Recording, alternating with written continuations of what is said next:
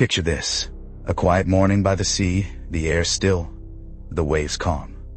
Suddenly, the ocean pulls back, revealing the sandy floor as if it's hiding a dark secret.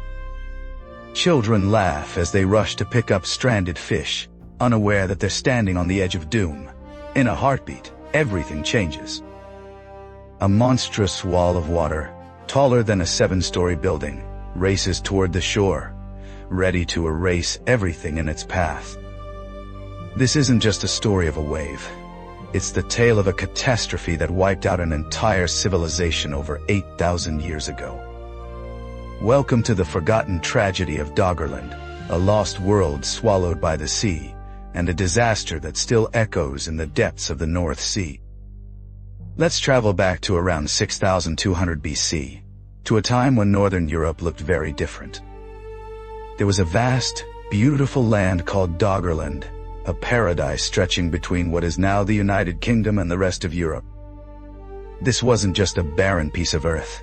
It was a lush mosaic of marshes, sparkling freshwater lakes, and thick oak forests that seemed to stretch on forever. The rivers and estuaries were alive with fish and seals, making it one of the richest hunting grounds in the whole of Europe. Imagine families living here, thriving in harmony with nature, their lives woven into the fabric of this abundant land. We know they were here because in 1931, fishermen pulled up a barbed bone harpoon from the North Sea floor. That harpoon, dating back 11,000 years, is solid proof of human life in this forgotten place. But in a single horrifying moment, everything they knew was destroyed. Doggerland was a haven, but it sat in the shadow of a sleeping giant, far to the north, at the edge of Norway's continental shelf in the Norwegian Sea. A disaster was brewing. For millions of years, glacial sediments, mud and rock, had been piling up there. During the Ice Ages, massive glaciers acted like giant bulldozers, pushing debris to the edge of a steep underwater drop-off. Layer upon layer, the sediment built up into a towering stack, thousands of meters thick, weighing millions of tons. But there was a problem. The pile grew too fast. Water trapped inside the muddy layers couldn't escape, creating something called excess pore pressure. Think of it like a soaked sponge with a heavy brick on top. The water holds the weight, but the friction that keeps everything stable vanishes. That slope became a ticking time bomb, a giant overloaded sponge just waiting for a trigger to set it off. And that trigger came in the form of an earthquake, around 8,150 years ago. A powerful quake struck right at the edge of the shelf. The seafloor trembled violently, and the lower part of the sediment slope gave way. With nothing to hold it up, the layer above collapsed, and then the next, and the one after that. In a catastrophic chain reaction, an unimaginable volume of material, 840 cubic kilometers of seafloor, plunged into the dark abyss below. To give you a sense of how massive that is, it's enough debris to cover the entire state of Texas under 4.5 meters of mud. The landslide moved at terrifying speeds, reaching up to 96 kilometers per hour underwater, and the debris traveled a staggering 800 kilometers across the ocean floor. But the real horror wasn't the landslide itself. It was what came next. When that enormous mass of seafloor collapsed, it displaced 840 cubic kilometers of water in an instant. The surface of the ocean warped, sending a wave rippling out in every direction. Out in the deep water, this wave moved at a mind-blowing 560 kilometers per hour, faster than many airplanes. If you were out there in the open sea, you might not even notice it. The wave was low, almost invisible.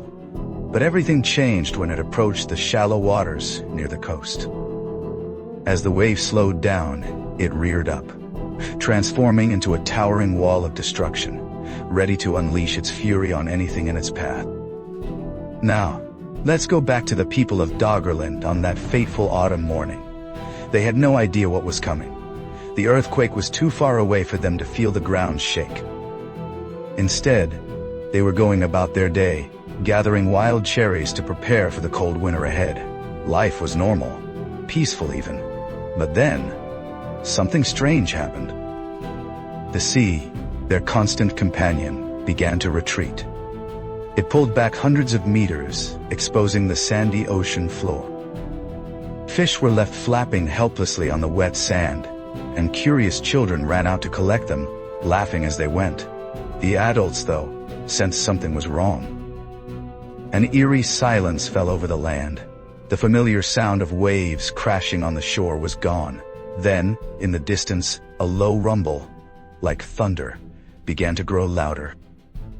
But the sky above was clear. No storm, no warning. What came next wasn't a gentle wave or a rising tide. It was a wall of white, frothing water, charging toward them at 64 kilometers per hour.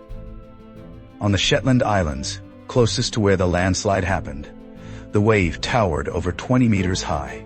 It crashed over hills and surged miles inland, unstoppable in its rage. In eastern Scotland, the tsunami pushed nearly 29 kilometers into the land, flooding everything in its path. But Doggerland, with its low-lying marshes and lagoons, suffered the worst. The highest points of this land were barely 4.5 meters above sea level.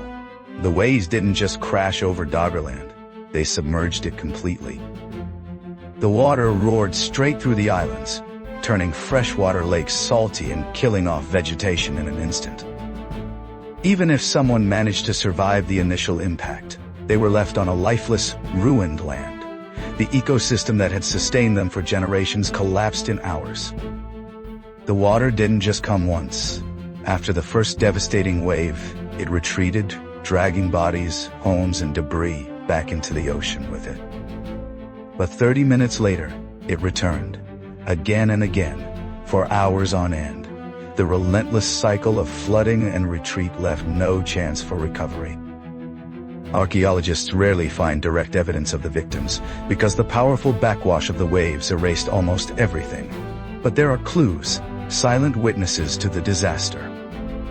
In Montrose Basin, Scotland, geologists discovered a strange layer of sea sand and shells buried between layers of inland peat. This layer sits 4 meters above the high tide line of that time, a place where ocean sand should never be. And within that sand, they found something heartbreaking: wild cherry pits. These tiny remnants tell us the disaster struck in autumn, during the harvest season, when the camps were likely full of people preparing for winter. The timing couldn't have been worse. The aftermath of this tsunami changed the map of Europe forever. Doggerland, once a vital bridge connecting Britain to the rest of the continent, was gone. The floods severed that link, turning Britain into the island we know today. Now, when we explore the North Sea floor, we find haunting reminders of what was lost. Tree roots, flint arrowheads, and other traces of human life buried under layers of sediment. It's as if the sea is holding on to the memory of a world it destroyed. So could something like this happen again? The answer is both comforting and unsettling. A disaster on the scale of the Storegga Slide, as this event is called, is unlikely today. The conditions that caused it were unique to the Ice Age. Back then, massive glaciers shaped the landscape, piling up sediment in ways that created unstable slopes. Those glaciers are gone now, and experts believe the slope where the slide happened is stable. But here's the catch. Right on the scar of the Storegga Slide lies the Ormen Lange gas field, one of Norway's largest. We're drilling into the very place where the ocean floor once gave way. The sea remembers, and while the risk is low, it's a reminder that nature's power is never fully tamed. Let's take a moment to think about the people of Doggerland. They weren't just victims of a natural disaster. They were part of a vibrant culture, living in a land of plenty. Their story isn't just about loss. It's about resilience, about how humans have always adapted to the challenges thrown at them by the world. But it's also a warning. Nature can be beautiful, nurturing, and life-giving, but it can also be ruthless. The tsunami that erased Doggerland wasn't caused by human hands, but today, as we face rising sea levels and changing climates, we're reminded that our actions can influence how nature behaves. The story of Doggerland isn't just history, it's a lesson. Imagine standing on the shore today, looking out over the North Sea. Beneath those waves lies a lost world, a place where children once played, where families hunted and gathered, where life thrived until the sea claimed it all. The Storegga Slide, with its unimaginable power, turned a paradise into a memory in the blink of an eye. It displaced enough water to create waves that reshaped the land, leaving behind only fragments of what once was. And while we may never see a disaster of this magnitude again, the echoes of that day linger in the ocean's depths, in the sand layers of Scotland, and in the artifacts we pull from the sea. This story isn't just about a wave or a landslide. It's about the fragility of life, the power of the natural world, and the importance of remembering. Doggerland is gone, but its legacy lives on in the questions it raises. How do we live with the forces of nature? How do we prepare for the unexpected? And how do we honor the stories of those who came before us, whose lives were swept away in a single catastrophic moment? As we stand on the shores of history, looking out at the vast, mysterious sea, let's remember Doggerland, not just as a lost land, but as a reminder of our own place in the ever-changing world.